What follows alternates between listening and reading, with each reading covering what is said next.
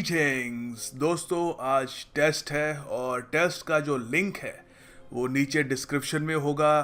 Comment box जो है वहाँ पर कमेंट सेक्शन में मैं टॉप पिन कर दूंगा अपनी कमेंट, वहाँ पर भी टेस्ट का लिंक और उसके नीचे आंसर की का लिंक होगा। तो देयर इज़ एब्सोल्युटली नो वे कि आपको पता ना लगे कि कहाँ पर है कहाँ पर नहीं है। उसके अलावा मैं टेलीग्राम चैनल पर भी दोनों लिंक पोस्ट कर दूंगा, सो आपको हर जगह टेस्ट आराम से मिल जाएगा। फाइनली मैं अभी ईडीएम्स का टेस्ट आज नहीं लूँगा, क्योंकि आज या कल में मैं एक 25 मस्ट नो ईडीएम्स की वीडियो आपके लिए लेके आऊँगा, जो स्टडी आईक्यू पे भी होगी और यहाँ पर भी होगी। और उसके बाद हम एक ईडीएम बेस्ड टेस्ट भी करेंगे। Alright, so now that everything is clear, let's start. No, let us begin.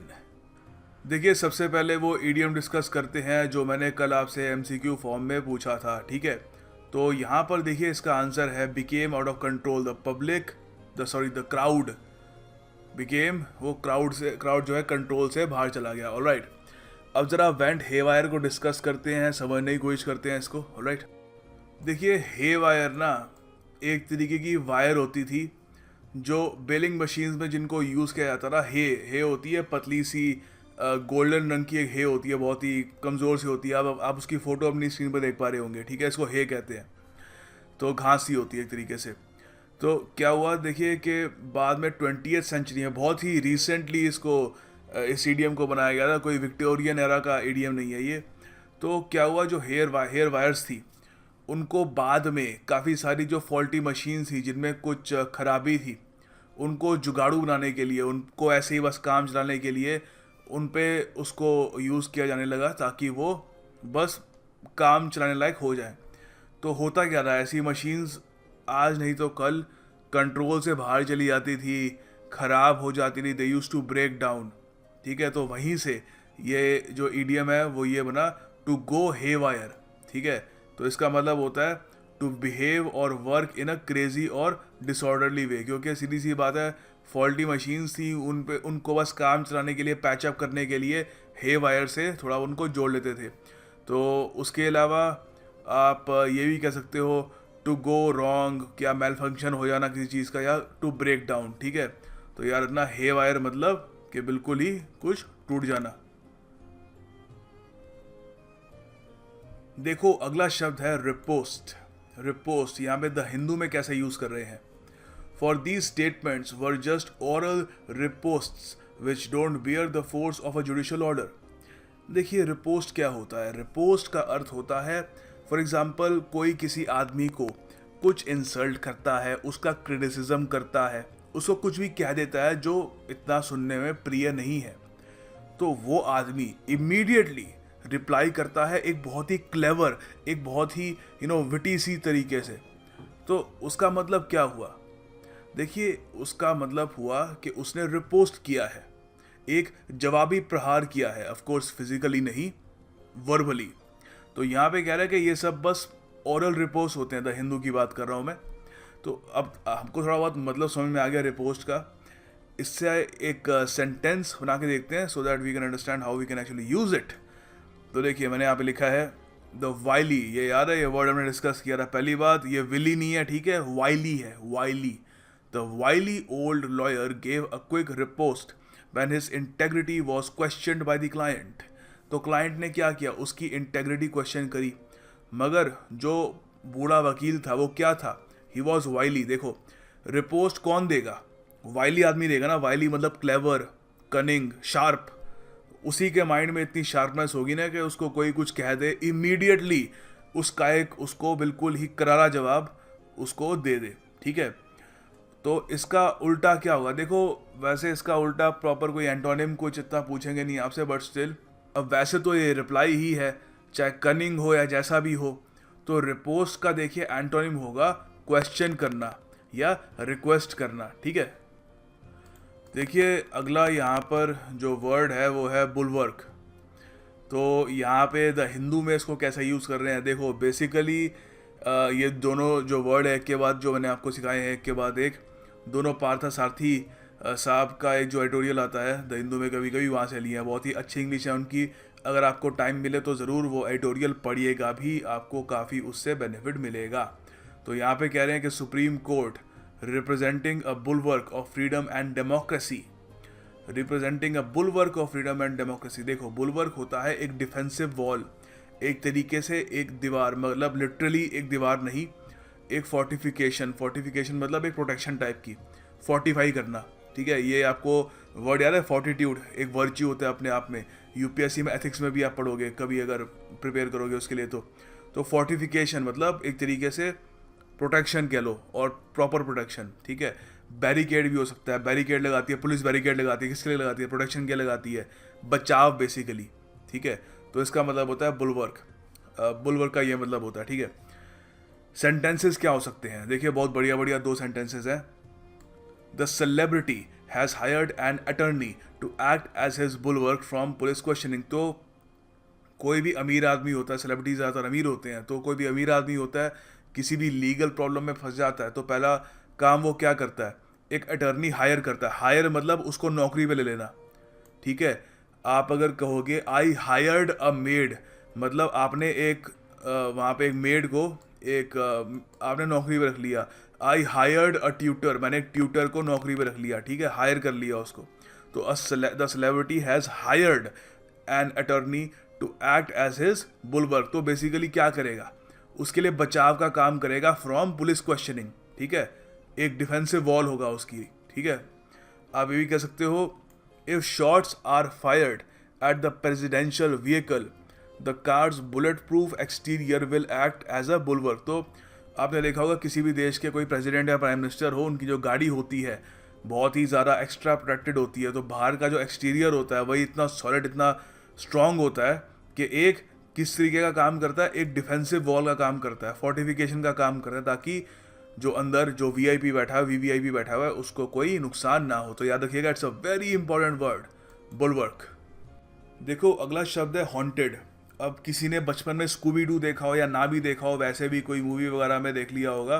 Haunted नाम की मूवी भी आई थी एक टाइम, बहुत टाइम पहले, किसी ने देखी तो थी नहीं वैसे, मगर फिर भी लोगों को थोड़ा बहुत याद होगा, गाने अच्छे थे। तो हॉन्टेड का वैसे लोगों को पता होगा भूतिया सी, डरावनी सी, शायद वही मीनिंग लोगों को पता होगा। मगर यहाँ पर जो राइटर हैं इनकी इंग्लिश कमाल की होती है, ये उसी वर्ड को थोड़ा ट्विस्ट करके अलग तरीके से, उसकी एसेंस को यूज़ करके अलग तरीके से उसका मतलब निकाल देते हैं। अब यहाँ पे इन्होंने कैसे यूज़ किया है, इन्होंने लिखा है एक्सीडेंटल और डेलिबरेट। डेलिबरेट ये वर्ड याद है, बहुत टाइम पहले डिस्कस किया था हम लोगों ने। जानबूझकर, मैं कहूँ, आप कहोगे कि no Prashant that was an accident, I did not want to hit you, तो मैं कहूँगा no that was a deliberate attempt to hit me, मतलब जानबूझ के आपने मुझे हिट किया, एक्सीडेंट नहीं था, ठीक है। तो अब या तो एक्सीडेंटल हो या डिलिबरेट हो। Pressing of the nuclear button, अब न्यूक्लियर बटन का मतलब होता है, देखो अब यूनाइटेड स्टेट्स का जो प्रेसिडेंट है ट्रम्प, उसकी जो जहाँ पर भी वो रहता है, व्हाइट हाउस में जहाँ भी रहता है, उसके पास एक न्यूक्लियर बटन होता है, एक बटन लाल रंग का बटन होता है, उसको अगर वो प्रेस करे तो अमेरिका का जो न्यूक्लियर आर्सेनल है, न्यूक्लियर बॉम्ब्स है, वो टेक ऑफ करेंगे। ऑफ कोर्स ऐसा नहीं होगा कि उसको अभी गुस्सा आ गया तो उसने बटन प्रेस कर लिया, पहले सलाह मशवरा करते हैं जनरल वगैरह के साथ, फिर वो प्रेस करते हैं। तो यहाँ पे कह रहे हैं या तो एक्सीडेंटली प्रेस कर दिया जाए या जानबूझकर प्रेस कर दिया जाए न्यूक्लियर बटन, मतलब न्यूक्लियर बॉम्ब्स का यूज़। ये जो आइडिया है कि न्यूक्लियर बॉम्ब्स इस्तेमाल होंगे, ये नाइटमेयर देता है। नाइटमेयर मतलब बुरे सपने, नाइटमेयर मतलब बुरे सपने, कि आप अब आज मैं सोया मुझे बहुत अच्छे सपने आए, तो मगर कभी कभी नाइटमेयर भी आते हैं, बुरे सपने, ठीक है। Was a nightmare that haunted humanity.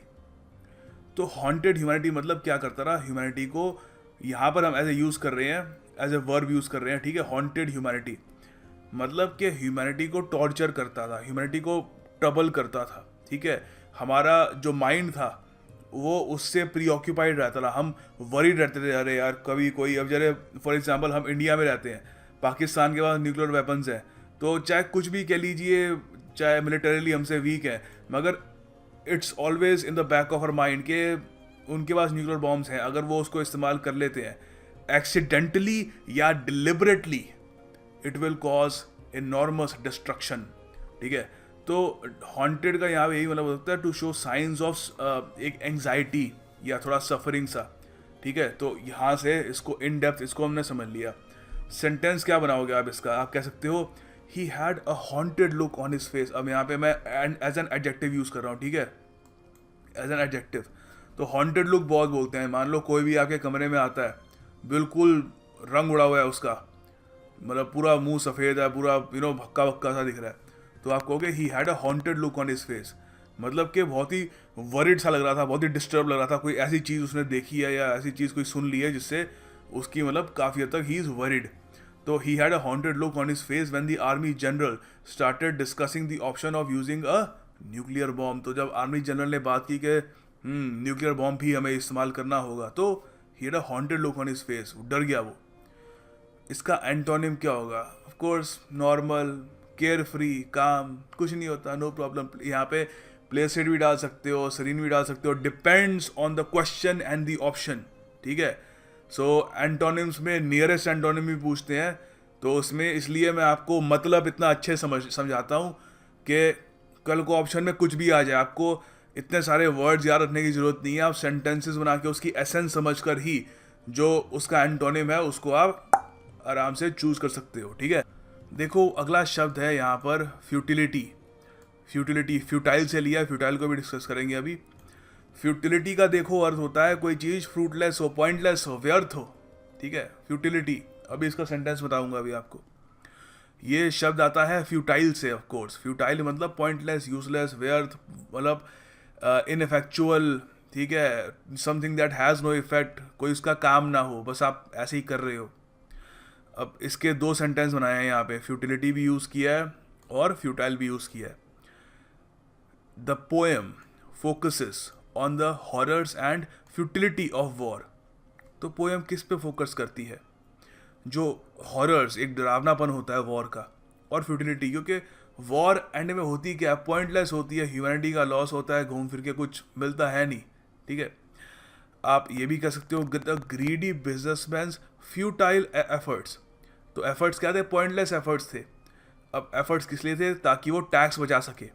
Were hilarious, hilarious मतलब बहुत ही ज़्यादा फनी थे, हमको हंसी आ रही थी, क्योंकि कई बार आपने देखा होगा अमीर लोग टैक्स बचाने के लिए अजीब से काम कर रहे होते हैं, अपने नौकरों का अकाउंट खुलवा लेंगे, कुछ भी कर लेंगे, मतलब they do weird things, they do funny things to avoid tax. मगर क्या होता है, they are all futile attempts. खासकर विमुद्रीकरण के बाद तो बिल्कुल ही फ्यूटाइल हो गया है। तो यहाँ पर इसका एंटोनिम क्या होगा?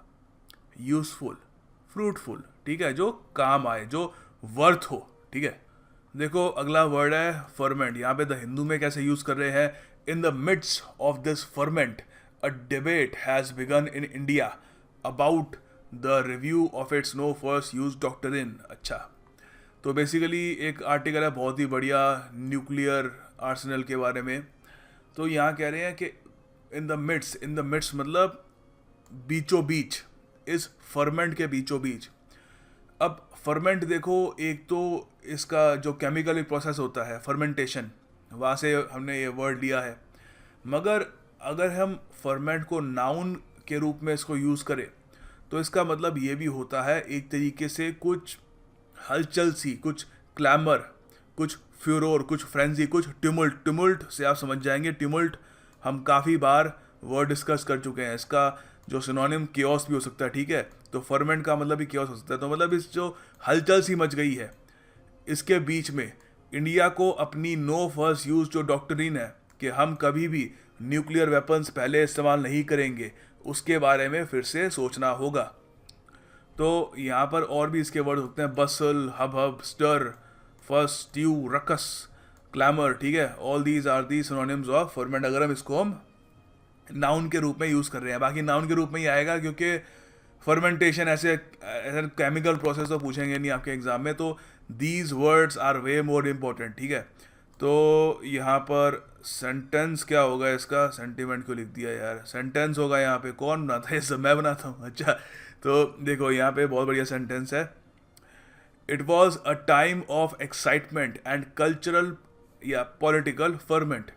तो कोई भी टाइम हो, फॉर एग्जाम्पल चाइना में जब कल्चरल रेवोल्यूशन हो रहा था, तो बड़ा ही एक एक्साइटिंग, हालांकि कुछ लोगों के लिए एक्साइटिंग नहीं था, तिब्बतियंस के लिए बहुत ख़राब था, मगर कुछ लोगों के लिए बहुत ही एक एक्साइटिंग टाइम था, काफ़ी कियोस सा मचा हुआ था, कल्चरल पॉलिटिकल कियोस सा मचा हुआ था, फर्मेंट था। आप ये भी कह सकते हो the politicians remarks on the controversial issue caused chaos and ferment. ठीक है, सिंपल सा सेंटेंस है। इसका उल्टा क्या होगा? सीधी सी बात है, एंटोनिम्स होंगे इसके काम, ईज, पीस, पीसफुलनेस, ट्रैंक्विलिटी, ठीक है, या क्वाइट। देखिए अगला शब्द है ये, कई लोगों को पता नहीं होता इसको प्रोनाउंस कैसे करते हैं, तो पहले मैं ये क्लियर कर देता हूँ। The right way to pronounce it is, अब देखो राइट वे, आप कई लोग कहते हो कि सर ऑस्ट्रेलियन ऐसे बोलते हैं, अमेरिकन ऐसे बोलते हैं। देखो ये डिबेट ना बाहर करना, यहाँ पर हम बात कर रहे हैं कि जिससे हमारा काम निकल सके, जिससे हम जो भी इस वक्त नॉर्म्स सेट हैं, जो मल्टीनेशनल कंपनीज में जो स्टैंडर्ड्स जो वो मांगते हैं, या मल्टीनेशनल कंपनीज में नहीं, जो इंटरव्यूज़ में जो सोसाइटी में स्टैंडर्ड्स हैं उसके हिसाब से हम चल सके। बाकी प्रोनाउंसिएशन कौन सी सही है कौन सी गलत है वो अलग डिबेट है, ठीक है। तो इसको देखो सही तरीके से प्रोनाउंस करने का तरीका है शावनिस्ट, शावनिस्ट, ठीक है। तो ये काफ़ी बार आपने सुना होगा, फेमिनिस्ट आर्टिकल्स जो होते हैं उसमें होता है कि मेल शावनिस्ट। तो वो क्या कहना चाह रहे हैं? देखो शावनिस्ट होता है जो ब्लाइंडली डिवोटेड हो। अब डिवोटेड भगवान की तरफ या ऊपर वाले की तरफ डिवोटेड मत समझ लेना इसको। डिवोटेड मतलब एक उसके सेट ऑफ आइडियाज़ हैं और उस पर वो पूरा ब्लाइंडली फिक्स्ड हो, ठीक है। तो इसका मतलब जिंगोइस्टिक भी हो सकता है। जिंगोइस्टिक आपको पता है, हमने ये वर्ड डिस्कस किया, जिंगोइज्म मतलब अल्ट्रा पेट्रियोटिज्म, कि my country is the best. मैं मतलब जो भी जहाँ, या माई कंट्री या फिर मेरा कम्युनिटी, मेरा रिलीजन जो भी है जिससे मैं बिलोंग करता हूँ ना, बेस्ट है वो, उसके सामने कुछ टिकता नहीं है। जिंगोइज्म हालांकि पेट्रियोटिज्म में यूज होता है, मगर शावनिज्म बेसिकली वैसे यूज होता है, ब्लाइंडली डिवोशन, जो जिसको भी आप रिप्रेजेंट करते हो, ठीक है। Excessively patriotic, excessively nationalistic. तो देखो शावनिस्टिक को ऐसे भी यूज़ करते हैं, कोई आदमी सेक्सिस्ट हो, सेक्सिस्ट मतलब मानता हो कि males are superior to females, तो शावनिस्ट सीधी सी बात है आदमी होगा, कोई औरत तो होगी नहीं, क्योंकि ऑफ कोर्स वो क्यों मानेगी। सो ऐसे ही खूब सारे और वर्ड होते हैं, इसको वुमेन हिटर भी कहते हैं। फेमिनिस्ट जो लोग होते हैं, काफ़ी बार कोई आदमी जो औरतों को अपने अधिकार नहीं देना चाहता तो उसको शॉवनिस्ट कहती है, ठीक है। ये शॉवनिस्ट आदमी है, तो बहुत नेगेटिव वर्ड है, ठीक है। You do not want to be a chauvinist. तो यहाँ पे 2 सेंटेंसेस हैं।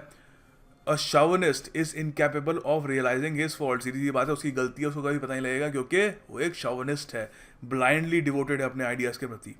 अब ये भी कह सकते हो, even today women continue to experience chauvinism when they pursue careers that were once dominated by man. आज भी काफ़ी सारे जो करियर्स हैं, जो अर्लियर सिर्फ आदमी वहाँ पे काम करते थे, अब वहाँ पे जैसे जैसे औरतें आ रही हैं तब भी उनको शॉवनिज्म, यहाँ पे कहूँगा मैं शॉवनिज्म का उनको सामना करना पड़ता है, ठीक है।